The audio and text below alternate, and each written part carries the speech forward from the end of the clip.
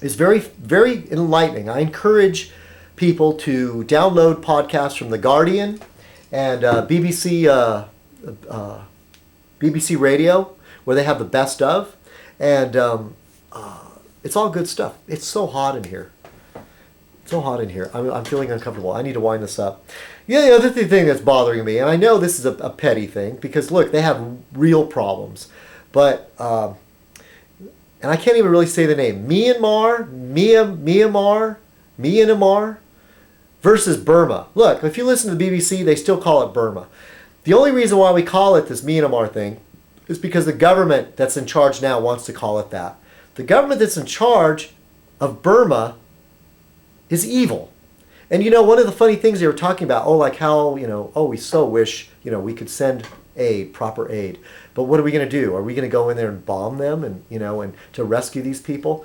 Well, that's the excuse Bush was using for Iraq, that Saddam Hussein was an evil man and he was oppressing people, but he wasn't starving and shutting off people from aid in such a dramatic fashion as what's going on in Burma.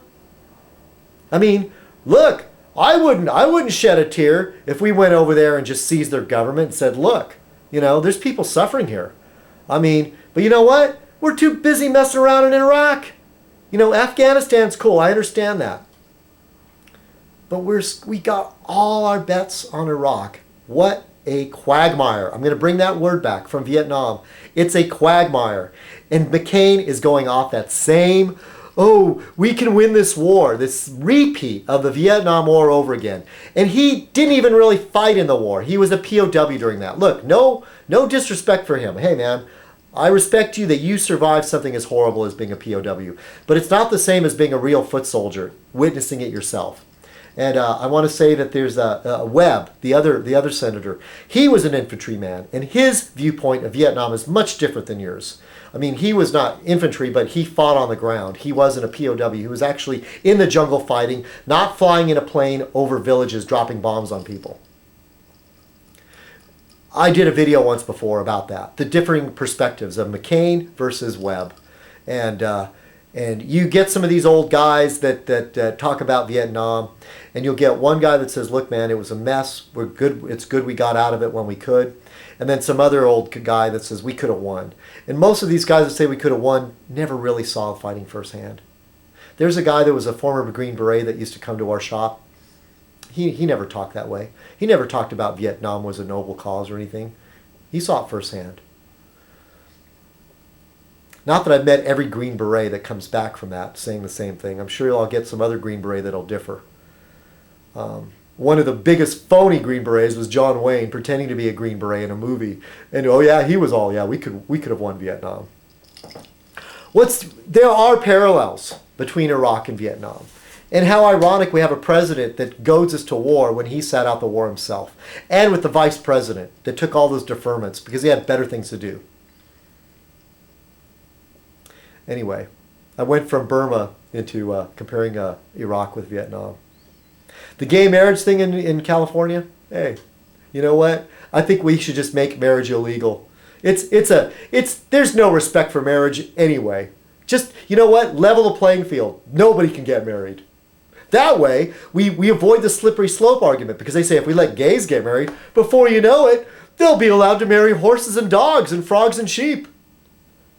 Yeah, right. I'm always for leveling the playing field, making it equal for everybody. Oh yeah, but I guess I'm some type of socialist, eh? All right. Hey, I better wind this up. Have a great week, you all.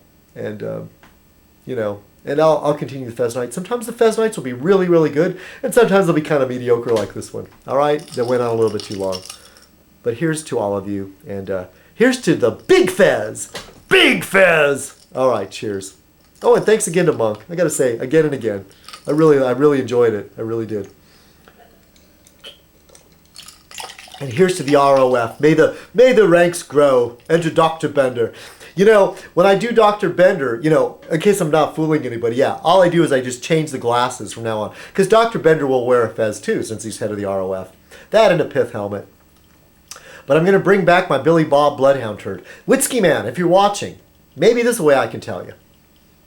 a collaboration with Only When Provoked and Whiskey Man. I would like to have a forum. Oh no, maybe I won't go into that. But I'm still thinking about it, Whiskey Man. Maybe we should talk in private.